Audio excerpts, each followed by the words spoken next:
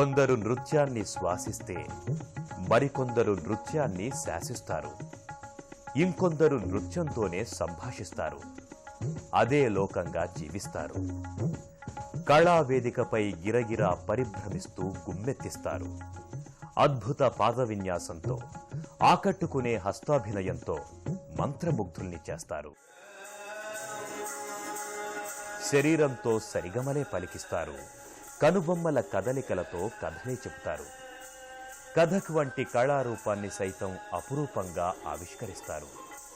ఆ కథక్ కళకే జీవితాన్ని ధారపోస్తున్న కళా తపస్వి 7 పదుల వయసులో సైతం సిరిమువ్వలతో చెలిమి వీడని రసాన్వేషి కథక్ ప్రపంచపు రారాజు పండిట్ బిర్జూ మహారాజ్.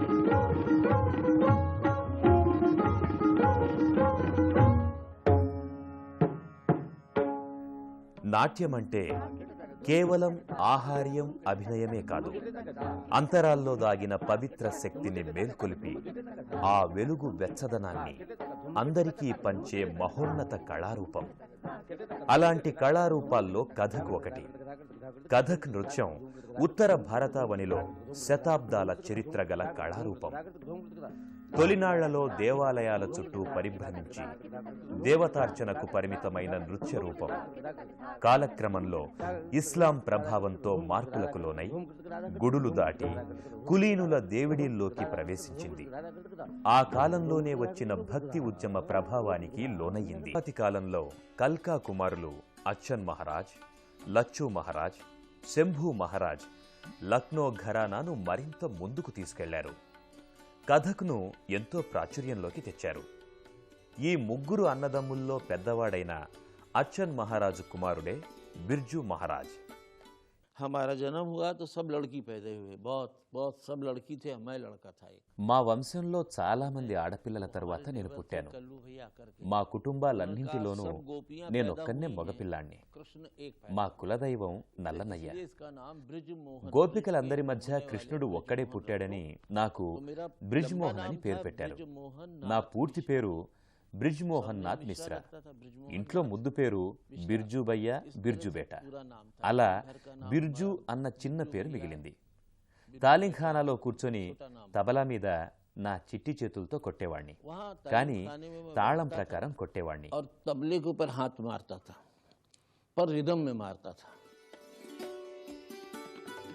అయినా తీరని తపన, మరింత సాధన చెయ్యాలని, కథక్కు నవ్య సొగసులు అద్దాలని ఆ చిన్నారిలో ఆకాంక్ష. ఆ ఆకాంక్ష ఆలోచనగా తొలుస్తూ చిన్నారి బిర్జూని నిరంతరం వెన్నాడేది. దాంతో మరో చిన్నాన్న శంభూ మహారాజ్ వద్ద శిక్షణ ఆరంభించాడు. కథక్ నృత్యంలోని వేగాన్ని, గమనాన్ని ఆయన వద్ద అభ్యసించాడు.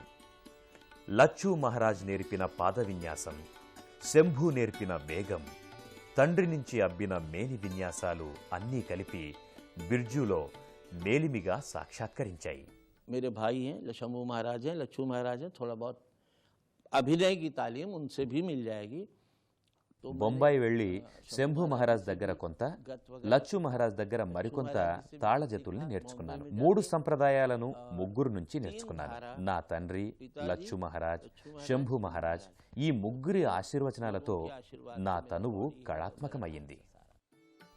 లచ్చూలోని సౌమ్య పద విన్యాసం, నాలోని చురుకైన కదలికలు బిర్జూలో ఒకేసారి చూశాను. ఇది సూర్యచంద్రులను ఒకే వేదికపైకి తీసుకువచ్చినట్లుంది అని బిర్జూ చిన్నాన్న శంభూజీ నిత్యం ప్రశంసించేవాడు. చిరుప్రాయంలో ఇతని నృత్యాన్ని చూసిన ఉస్తాద్ బిస్మిల్లా ఖాన్ సైతం ముగ్ధుడై రాజు, రాధ, రాముడు, శివుడు ఆ కథలో ఏ పాత్రలు వస్తాయో ఆ పాత్రలందరి హావభావాలు ప్రదర్శిస్తాడు. కథ, అభినయం, నర్తనం ఈ 3 కలగలిసిన దాన్నే కథక్ అన్నారు. కథక్ సంప్రదాయం, సొగసులు మా కళాకారుల మండలి కృష్ణ రాసలీలకు చెందిన జతిని పలకడం మొదలెడతాం. ఈ జతి స్వరాన్ని బృందావన మండలి దృశ్యానికి చెందిన కృష్ణ రాసలీల. तत्थो दिग्दिग्थो ताम तथै यथै थै तिगधा दिग्दिग्थै तत्ता तिगधा दिग्दिग्ता थै ताथै तत्ता तिगधा थै यथै ताथै तत्ता दिग्दिग्ता थै ताथै ता. Suppose this all words. ఈ జతిస్వరం బృందావన మండలి దృశ్యానికి చెందిన కృష్ణ రాసలీల. నేనెప్పుడైతే మేకప్ పూర్తి చేసుకుంటానో అప్పుడు ఆ దేవుడితో నేను సిద్ధంగా ఉన్నానని అంటాను. పెళ్లి కొడుకు పెళ్లికి నేను రెడీ అన్నట్లుగా నేను అలంకరణ అంతా పూర్తి చేసుకుని నేను రెడీ, రా, నాలోకి రా, నాలోకి వచ్చి నృత్యం చెయ్యి, నేను చూస్తా అంటాను. నువ్వు నృత్యం చెయ్యి కృష్ణ అంటాను. I'm ready, just you come in me and dance you, I will see. అంతేకాదు, సమకాలీన అంశాలను సైతం ఇతివృత్తాలుగా తీసుకుని అనేక నృత్య రూపకాలకు బిర్జు ప్రాణం పోశారు.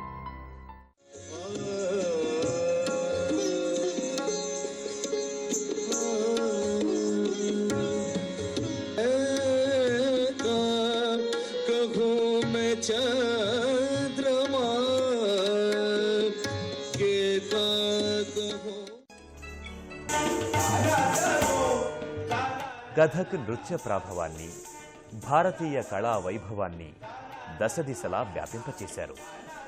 కథక్ నృత్యానికి కొత్త కాంతులు అద్దారు. अंग्रेज हो और चाहे रशियन हो चाहे हिंदुस्तानी हो, इंसान ఆంగ్లేయుడైనా, రష్యన్ అయినా, చైనీయుడైనా, హిందుస్థాన్ వారైనా, ఎవరైనా సరే మానవులందరిలోనూ దుఃఖం, ఆనందం, బాధ ఒకేలాగా ఉంటాయి. ఇలాంటి మానవీయ అంశాలన్నీ ఒకేలా ఉంటాయి. కథల్లోనూ అంతే. రోమియో జూలియట్ కథ కావచ్చు, అది చూసి చైనా ప్రేమ కథ గుర్తుకు రావచ్చు. రవీంద్రనాథ్ ఠాగూర్ రచనకు కూడా నేను డ్యాన్స్ కంపోజ్ చేశాను. భాషా సమస్య ఏమీ లేదు. త్యాగరాజ రచనలు కూడా నేను బాగానే పాడగలను. కాబట్టి భావన ముఖ్యం. ఇక్కడివాడ, అక్కడివాడ, తూర్పువాడ, పడమటి దేశం వాడ అన్నది కాదు. భావాలు ముఖ్యం. అందరి భావనలు ఒకేలా ఉంటాయి. భావన ఏక్ జైసీ హై. కళా వేదికల మీదనే కాదు, వెండితెర తళుకు బెళుకుల్లోనూ బిర్జు పేరు మారుమోగింది. అప్పటికే ఆయన చిన్నాన్న లచ్చూ మహారాజ్ హిందీ సినీ రంగంలో నృత్య దర్శకుడిగా స్థిరపడి ఉన్నారు. ఎన్నో అవకాశాలు వరించి వచ్చిన, ఆఖరికి చిన్నాన్నే స్వయంగా ఆహ్వానించిన బిర్జు మహారాజ్ ఆ రంగంలో స్థిరపడాలని భావించలేదు. నచ్చిన కొద్ది చిత్రాలకే అంగీకరించారు. మంచి దర్శకుల ఆలోచన కూడా చక్కగా ఉంటుంది. ఈ రోజున సినిమాల్లో వచ్చే డాన్సులు కేవలం ఎక్సర్సైజుల్లాగా కూర్చోవటం, లేవటం, గెంతడాలు. ఒంటి మీద బట్టలున్నాయో లేవో అన్నంతగా ఉండే దుస్తులతో చేసేవి డాన్సులా? విదేశాల్లో అంటే ఏం జరుగుతుందో చూస్తున్నాం. భారతదేశానికి ఏమొచ్చిందని. సదుద్దేశాలు గల దర్శకుల నుంచి మంచి కూడా జరుగుతోంది. మొఘల్-ఏ-ఆజంలో మధుబాల నటన, అభినయం ఎంతో బాగుంటాయి. మా లచ్చూ మహారాజ్ నృత్య దర్శకత్వం వహించిన చిత్రం అది. ఆ నృత్యం ఎంత సుందరంగా ఉంటుందో చెప్పలేం. ప్యార్ కియాతో డర్నా క్యా అనే పాటలో డాన్స్ కంపోజింగ్ ఎంతో బాగుంటుంది. సత్యజిత్ రే నిర్మించిన శత్రంజ్ కి ఖిలాడి సినిమాకు ఆయన తొలిసారి నృత్య దర్శకత్వం వహించారు. బిర్జు మహారాజ్ ప్రతిభ కేవలం నాట్యానికే పరిమితం కాలేదు. ఆయన నృత్య దర్శకుడిగా, సంగీత దర్శకుడిగా, వాద్యకారుడిగా, గురువుగా, కవిగా బహుముఖ ప్రజ్ఞ కనబరిచారు. కథక్ నృత్యానికి కొత్త నడకలు నేర్పిన బిర్జు మహారాజ్ విశిష్ట కృషికి గుర్తింపుగా అనేక పురస్కారాలు లభించాయి. 1963లో మధ్యప్రదేశ్ ప్రభుత్వం కాళిదాస సమ్మాన్ పురస్కారంతో సత్కరించింది. 1986లో భారత ప్రభుత్వం పద్మవిభూషణ్ అవార్డుతో గౌరవించింది. 1994లో ప్రజ్ఞా సమ్మాన్ పురస్కారం లభించాయి. బెనారస్ హిందూ విశ్వవిద్యాలయం గౌరవ డాక్టరేట్ ప్రకటించింది. ఆయనతో కలిసి బిర్జు అనేక జుగల్బందీలు చేశారు.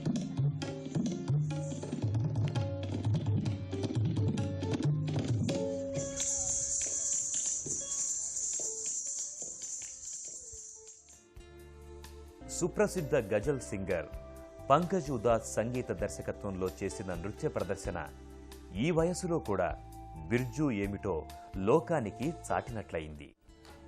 తనను ఇంతటి కీర్తి శిఖరాలకు అధిరోహింపచేసిన కథక్ నృత్యాన్ని 10 మందికి నేర్పాలన్న తపనతో ఆయన ఢిల్లీలో కథాశ్రమ్ పేరుతో కథక్ నృత్యాలయాన్ని నెలకొల్పారు. వందలాది మంది శిష్యులని తయారు చేశారు. ఆయన శిష్యులు ప్రపంచమంతా కథక్ కీర్తిని, తద్వారా బిర్జు ప్రతిష్టను చాటుతున్నారు. బిర్జు పుట్టినప్పుడు కథక్కు కళాకారుడు జన్మించాడని అందరూ భావించారు. అయితే కథక్కు ఆయనే మారుపేరవుతారని ఎవ్వరూ ఊహించలేదు. Always I am thinking that I have to start walk. जहाँ हम पहुँच गए. నేనెప్పుడూ ఏమనుకుంటానంటే నా పని ప్రారంభించాలి అని.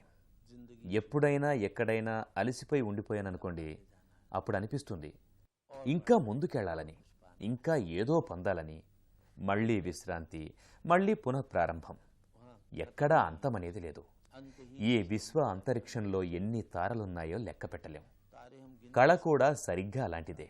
తూకం వేయలేం. దాన్ని సాధించాలంటే ఒక్క జన్మ చాలదు, అనేక జన్మలు కావాలి, ఎంతో జీవితం కావాలి. ప్రతి ఉదయం ఓ కొత్త ఉషోదయంలా ప్రతిసారి ఓ కొత్త జీవితం మొదలవుతుంది. तो हरदम मेरी जिंदगी शुरू होती है. हर सुबह एक नई जिंदगी शुरू होती है और नई चीज कुछ बनाता हूँ. భూమి తన చుట్టూ తాను తిరుగుతోంది, సూర్యుని చుట్టూ పరిభ్రమిస్తుంది. కథక్ నృత్యం మాత్రం బిర్జు మహారాజ్ చుట్టూనే పరిభ్రమిస్తుంది. ప్రపంచమంతటా వెలుగు చిమ్ముతోంది.